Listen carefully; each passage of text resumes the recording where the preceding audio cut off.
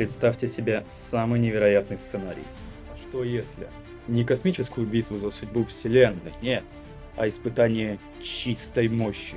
Супермен, человек из стали, подходит за стол для армрестлинга.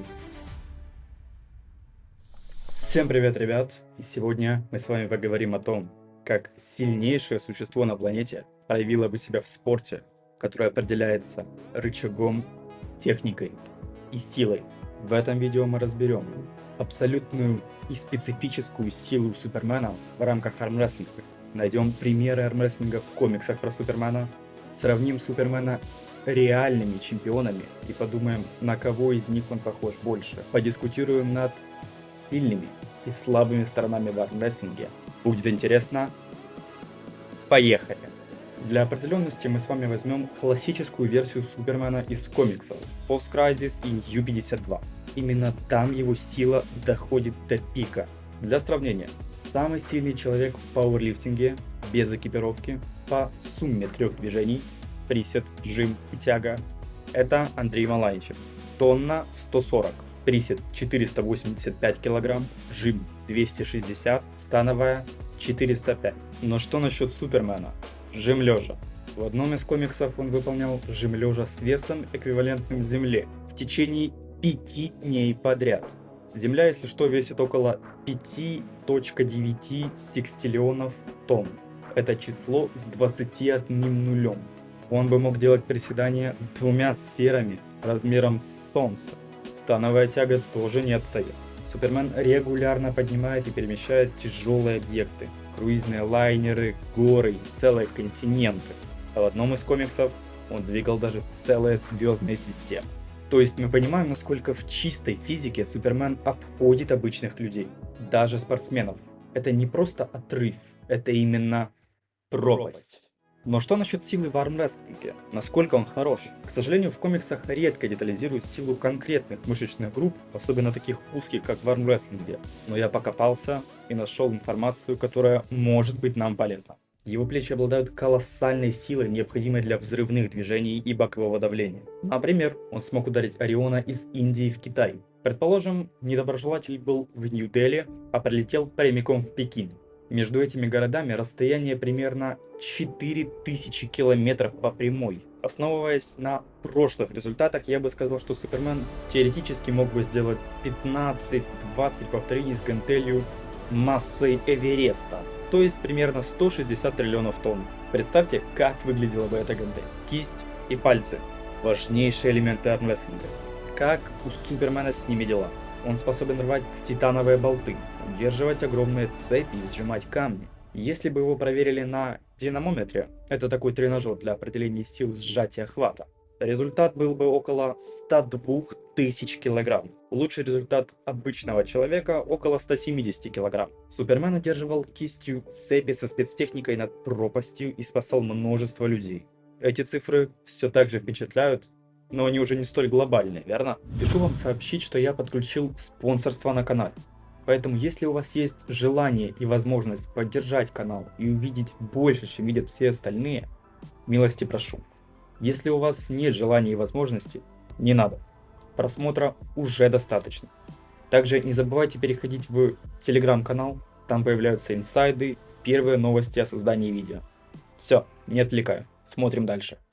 Хотя это редкость, Супермен действительно участвовал в армрестлинге. Наиболее заметный случай происходит в анимационном фильме «Сверхновый Супермен». Кларк соревнуется в армрестлинге против Атласа и Самсона одновременно.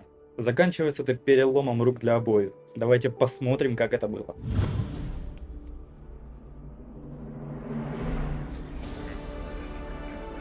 Простите, вы уже начали?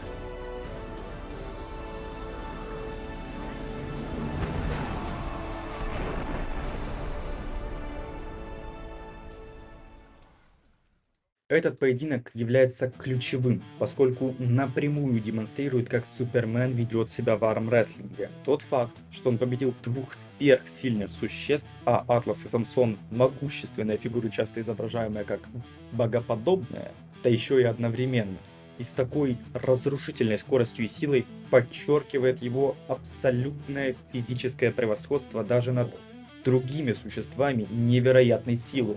Но давайте присмотримся, как он это сделал. Посмотрите внимательно. Он не работал кистью, не скручивал, не бронировал, а сделал это чистым боковым давлением. Для тех, кто не в теме, это такая колхозная борьба в баре, где ты борешься тупо на силу. Но давайте вернемся в наш мир. Если бы Супермен стабильно соревновался, его стиль был бы похож скорее на Левана Сагинашвили. Видео о нем уже есть на канале, поэтому если вы не знаете, кто это такой, прошу к просмотру. Подвиги Супермена по перемещению планет, разрушению лун соответствуют этому подходу к безграничной силе, где чистая величина делает технику практически неактуальной. То есть мы имеем настолько большой запас силы, что техника просто не имеет здесь значения. Супермен, как и Леван Сагинашвили, побеждает за счет подавляющей физической мощи. Но не сила единой живет армрестлинг. Что по технике? Я бы оценил технику Супермена где-то на 2-3 балла из 10. Почему так? Супермен по своей природе редко нуждается в технике и физическом противостоянии. Его грубая сила настолько всеподавляющая, что он просто преодолевает препятствия. Ему никогда не приходилось изучать тонкости механики крюковой, верховой борьбы, либо банально жима лежа. Зачем ему это, если он может просто разбивать планеты одним ударом? Вероятно, у него нет формальной подготовки в технике армрестлинга. Его победа над Атласом и Самсоном обусловлена не техникой, а именно колоссальным превосходством в силе. Он не закрыл большой палец, не напряг отведение кисти, не зарядил пронацию на старте. Нет, ему это просто не нужно. Он чистым боковым давлением сломал обоим руки. Но давайте подискутируем о том, как же все-таки можно победить Супермена. Вопрос тогда становится, как победить силу, которой невозможно сопротивляться. Поскольку физическая слабость не является отправной точкой, мы должны обратиться к известным уязвимостям Супермена из комиксов. Самая известная слабость. Даже небольшой кусочек криптонита, если он скрыт незаметно под одеждой, или, например, в кольце противоположной руки, может значительно ослабить Супермена. Это быстро истощит его силы, сделав уязвимым даже для обычного человека. Если это было бы возможным, то задача состояла бы в том, чтобы обеспечить достаточно длительное воздействие на руку Супермена, чтобы его сила упала до уровня человеческой или даже ниже. Магия. Супермен известен своей уязвимостью к магии. Хотя он может сопротивляться некоторым магическим эффектам своей банальной силой воли, но прямые магические атаки обходят его физическую неуязвимость. Если вы потомственная ведьма, либо шаман в 3-м поколении, у вас вполне есть шанс. Но если мы не такие, если мы просто спортсмены, армрестлеры и хотим побороться. Армрестлинг требует, чтобы локоть постоянно оставался прижатым к подушке. Если кто-то его оторвет, он увеличит свой рычаг и тем самым усилит свое положение. Обычный человек мог бы попытаться использовать свою технику, верховую, крюковую, чтобы заставить Супермена поднять локоть. Например, быстрый молниеносный старт по команде. Если у вас очень крепкие связки и вы готовы упереться в стальную руку Супермена, давайте не забывать, что Супермен вряд ли захочет оторвать вам руку. Если вы обычный человек, то из-за непривычного положения для руки Супермена он просто оторвет локоть, чтобы никого не травмировать.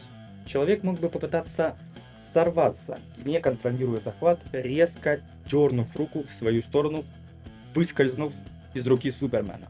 Супермен наверняка не знаком с официальными правилами и не знает, что такое завязка. Надо понимать, опять же, что если Супермен борется с обычным человеком, то он не будет вылаживаться на все 100%. Он будет сдерживаться для того, чтобы не получить травму. Ну, не в смысле, чтобы он получил, чтобы вы не получили травму. Он-то вряд ли, а вы вполне возможно. Итак, мы рассмотрели, что если бы Супермен был спортсменом и занимался армрестлингом. Как бы это было, как возможно было бы его победить. Что думаете вы? Есть ли другой способ победить человека из стали за столом для армрестлинга? Ну, а если мы все еще не можем этого сделать, значит самое время продолжить тренироваться. На этом все. Всем хороших тренировок. Пока.